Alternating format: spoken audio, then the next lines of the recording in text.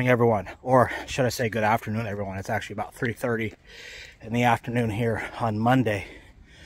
Welcome back to the Dairy Raid, and I thought I should put together a video explaining what's going on with the Dairy Raid right now. Some of you have seen on both my Substack and my Twitter that I put up a post basically saying that I'm going on hiatus right now, or at least the regular weekly schedule of content for the Dairy Raid is going to stop for the foreseeable future. And there are several reasons why that's happening, and I thought I would take the time here to actually explain that. So first, let's talk some logistics. Over the last few weeks, it seems like weekly I am getting 1, 2, sometimes even up to 3 of my videos pulled down for copyright strikes. Now, I don't know the ins and outs of how YouTube's copyright rules work, but I'm getting way more copyright strikes now when I'm using the All-22 film than I was when I was using copyrighted broadcasts from Fox or the Big Ten Network before. And it's getting really annoying. It's getting annoying that my most recent copyright strike was on the 4th quarter of Northwestern, where they said I used copyright images from Illinois and Michigan. I didn't break down Illinois and Michigan. I broke down Wisconsin versus Northwestern. And even when I dispute it, I get the answer, no, we still claim our copyright is still there. And I could take these claims and I could escalate them into a full review, but if I fail at one of those reviews, then I get a strike. Right now, these videos are just being blocked, and what I can do is I can trim them and trim them and trim them, and eventually they can remain on the channel. And I'm not going to risk copyright strikes, permanent strikes, for videos that have 60 viewers. Because that Northwestern video, I think, is sitting at like 63 viewers right now. So it's not worth it. So it is a frustrating thing of what's happening this year, coupled on the fact, on top of the next fact, which is, especially in the last, I say, month or so, the views have gone way down. And it is getting demotivating to put in the time and the effort to do these breakdowns when I don't feel like I'm reaching the same audience that I was before. And I understand that the Dairy Raid, and I've said this before, any chance I get, I operate a niche inside of a niche. I am a Wisconsin football content creator who creates content specifically aimed at football coaching and education, which is not a very big audience. I understand that. I also understand that the biggest videos I've had this season have been ones like you're seeing right now, where I walk and talk, and it's more punditry and it's more opinion based. And that's fine. I like giving my opinions and stuff like that. I like talking to people about Wisconsin football. But that was not the point of why I started doing the Dairy Raid in the first place. The reason why I wanted to do the Dairy Raid was to dispel the wrong view that many fans have about modern football, the air raid specifically, the coaches, etc. It's years of hearing the wrong terms and all that on broadcasts that led me to the idea that, well, I know what's going on, or at least I can see it better. Let me share that. And a lot of times that works. And right now it's just not. So it's frustrating. It also is frustrating that the education that I'm trying to present just isn't sticking. And I am hearing and seeing the same, and I'll say it here, bullshit opinions on the state of the Wisconsin football program, especially from an X's and O point of view, no matter how much evidence I can present to the contrary and factual evidence that I can show that that position is wrong. It's like arguing with a toddler at times. And that makes me think, again, what's the point of me trying to educate somebody who doesn't want to be educated? Or obviously what I'm making is not entertaining to a big portion of the modern football fan. I know my channel would be way more popular if I took a negative slant with everything to do with the Badgers.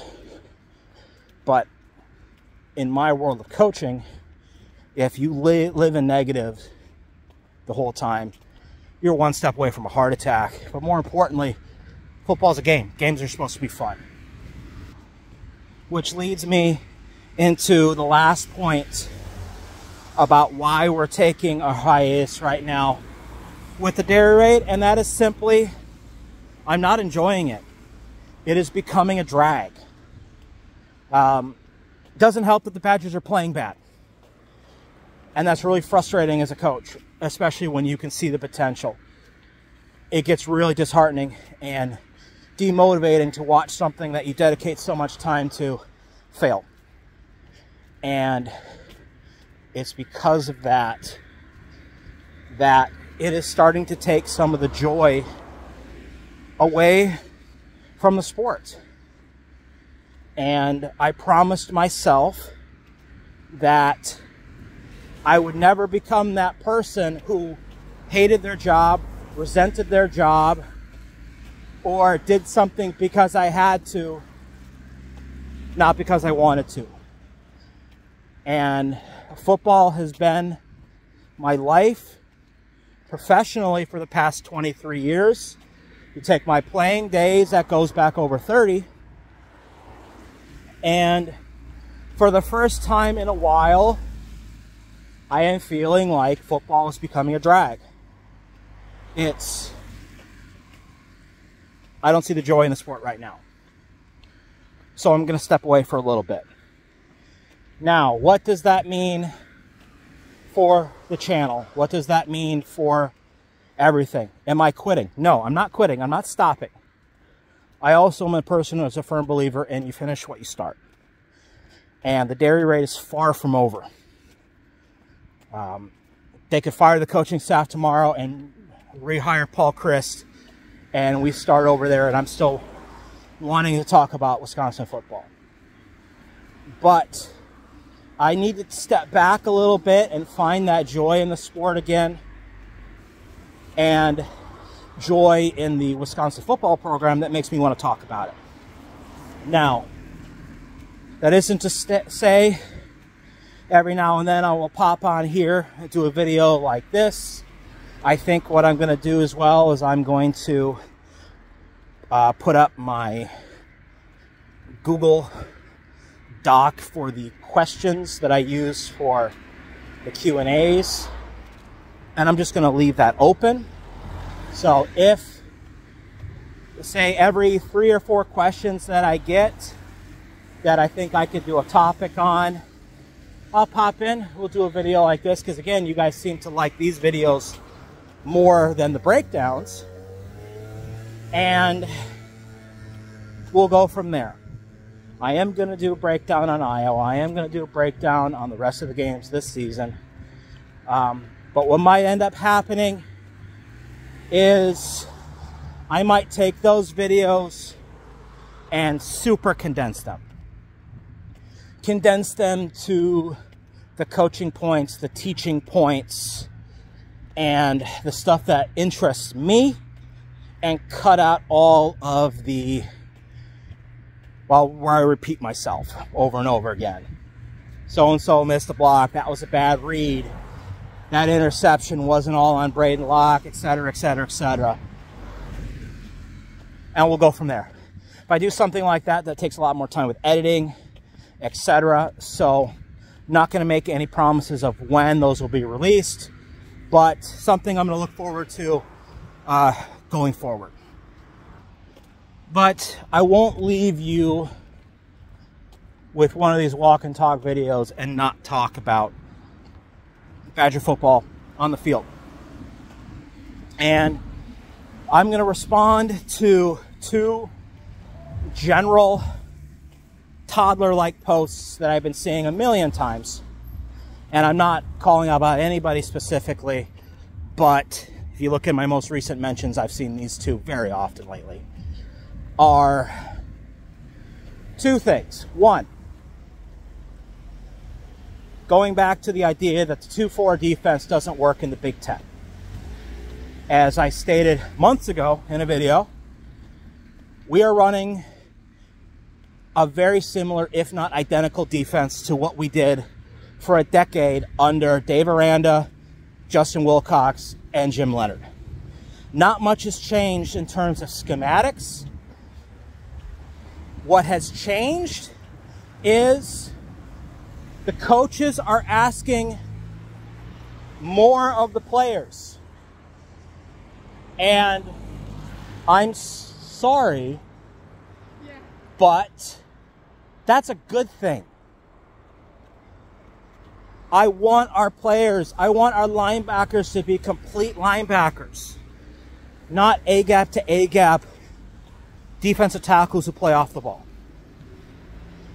I want players to be able to play in space. I want players to be able to play with speed and aggression, because that's the direction that modern football is going. And I guarantee you Jim Leonard is learning that right now in the National Football League. So when he comes back to college, his defense is going to be a lot better, guaranteed. And it was already good, but he's going to learn a lot. And of course, everyone is using this as an opportunity to make Mike Tressel the scapegoat. 2 weeks ago, we were singing his praises about how well we were playing, and now it's right back to where it used to be.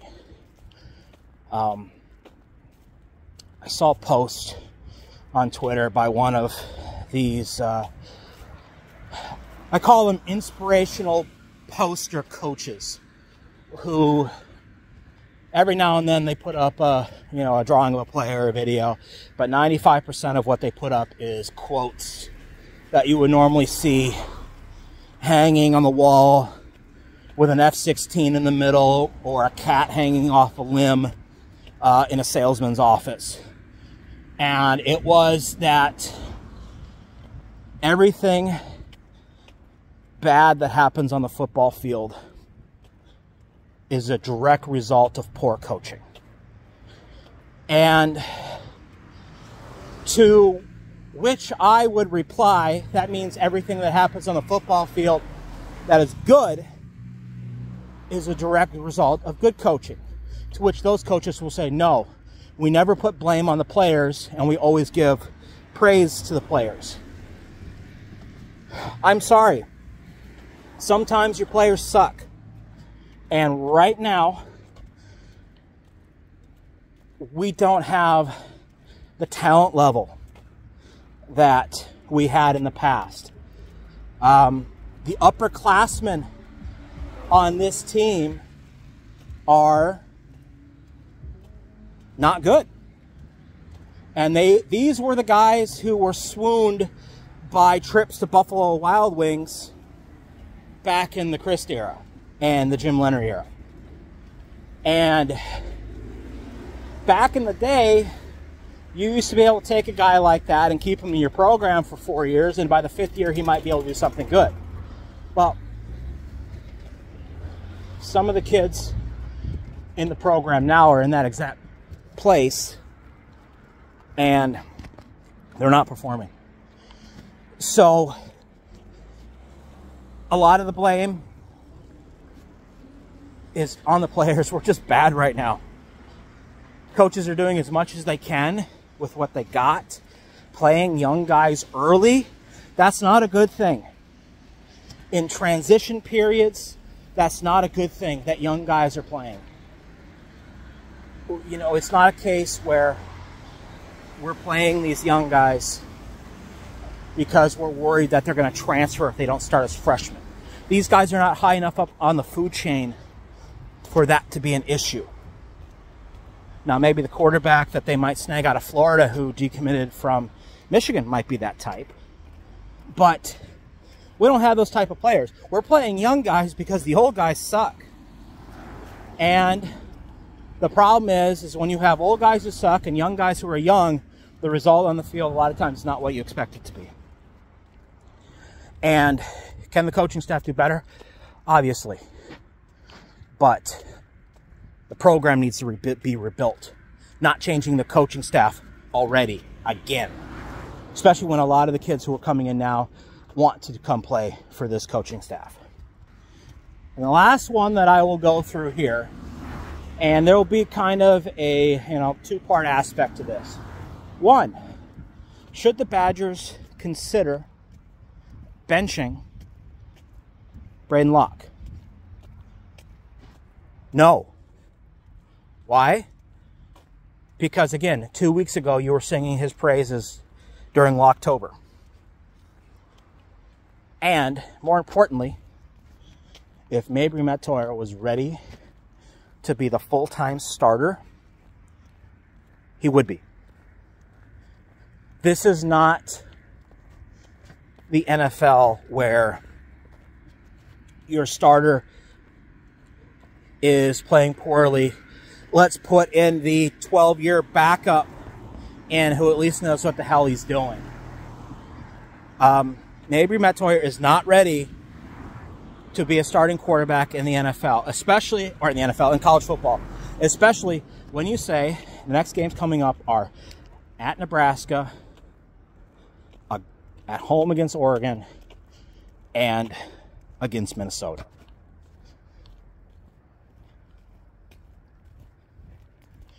That is just disaster waiting to happen. And he's not ready.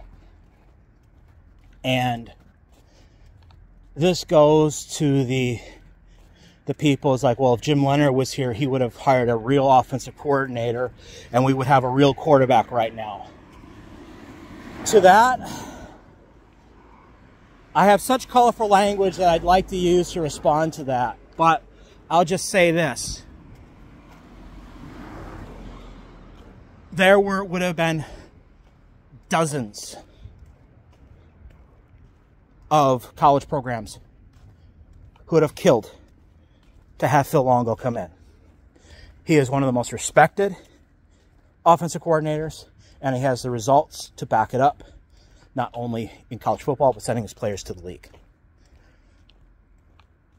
The idea that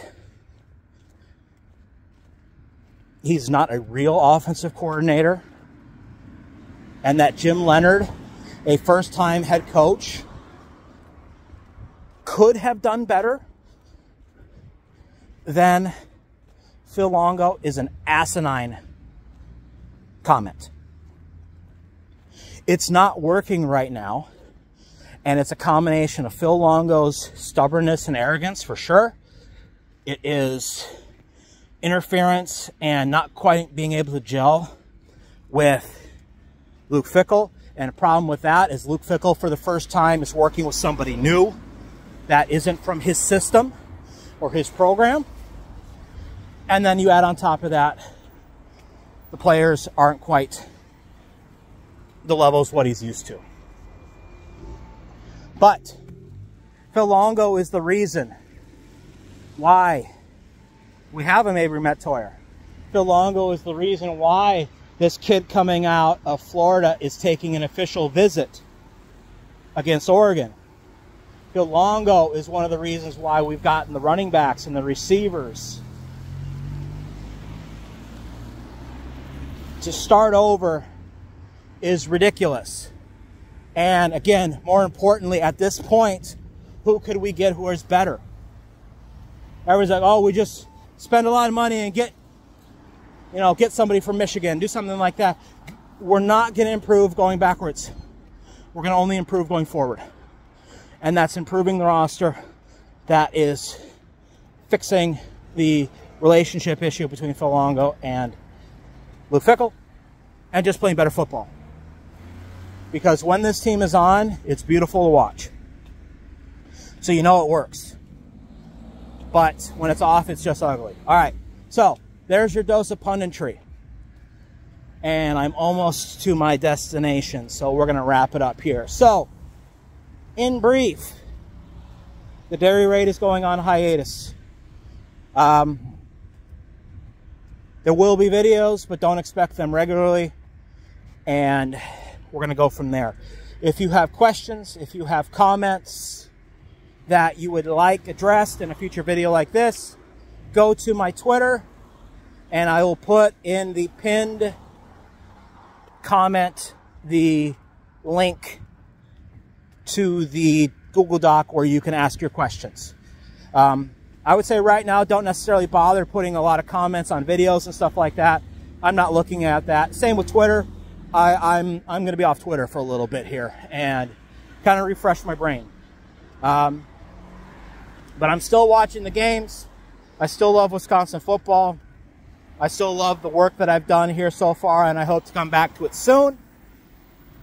For those of you who have stuck with me and have been loyal viewers and listeners of the products that I've put out, thank you for your patronage, your viewership.